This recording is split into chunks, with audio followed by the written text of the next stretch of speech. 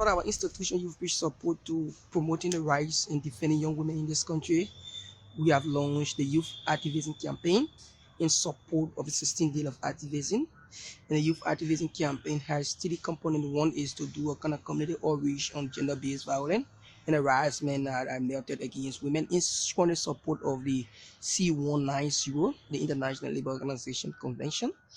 And another one is to have a spotlight interview where we bring the voices of young women, especially those of them who are policy actor in the public and private sector, to talk about the issues of gender-based violence and how to uh, organize and mitigate the strategies that will also reduce the issues of violence against women, not only in homes, in workplaces, and in public spaces. We have outreach that will highlight messages and media engagement, ensuring that we can also have the message across. Since the 26th of November up to the 10th of December, we will have youth engagement into violence against women and how we can also rally around our national support and calling on central government, calling on partners to help to reduce this. I mean, it's surprising to know that up to this point, even though the awareness is on, but you still got the harassment and violence continue to increase in Liberia. This is not something good for us, even though our culture is not really accepting that open space, but we continue to ensure that we want to use this time to also say that we reach out to institutions that their voices will help us to release on the national message. Welcome to Youth Bridge TV. I am Tidange Traore. Could you introduce yourself? My name is Lakshmi Moore. I currently work as the country director for ActionAid Liberia. What is Action Aid views about gender-based violence and harassment? ActionAid views sexual and gender-based violence and sexual harassment as a violation of women's human rights, your basic right to move freely, to work freely, to live a life free of violence. Sexual harassment violates people's freedom.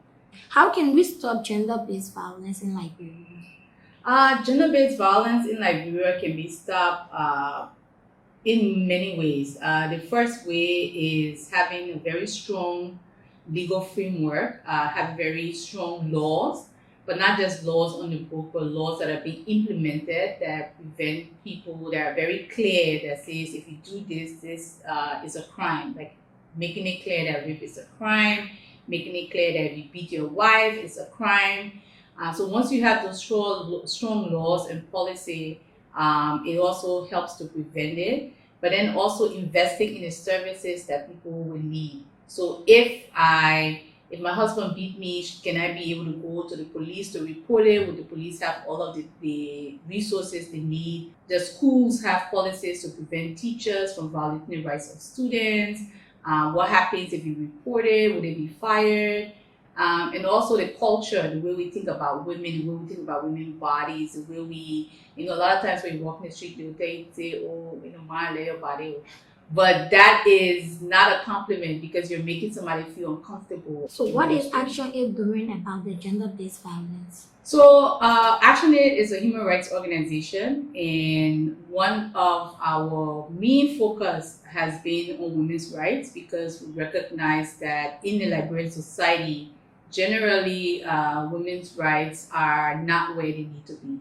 A lot of women still don't have right to property. A lot of women still don't have rights to land.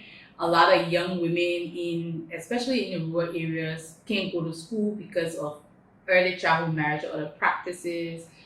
So actually has been working on sexual gender-based violence as a structural issue to the Liberian development. We feel like the only way Liberia can be fully, inclusive, developed, and making sure that growth, prosperity, everybody can sort of reap the benefits of the peace and stability is to make sure that women have equal access to participate. And so preventing sexual and gender-based violence is one way for ensuring that women can fully participate.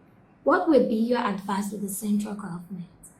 My advice to the government overall, so from the local government to even the national government, is first is to make sure that we have clear laws on the books.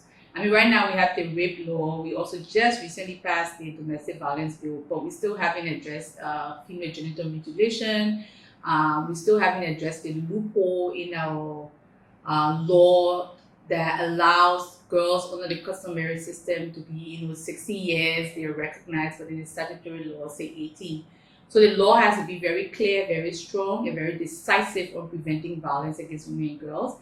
But then where you already have laws, the government needs to implement it, put money in and resources towards making sure that you can enforce the law, and then have programs in place so that people are able to either be more informed, but also be able to access the services that they need, especially the justice system, so that they can pursue their cases. What is ActionAid position on ILO C-190?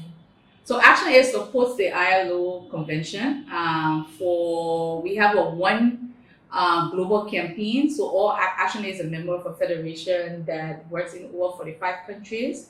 And we have a 10-year strategy. And as part of that strategy, we're working on addressing violence against women in the workplace. So ILO convention has been really key to our advocacy. Yeah, I'm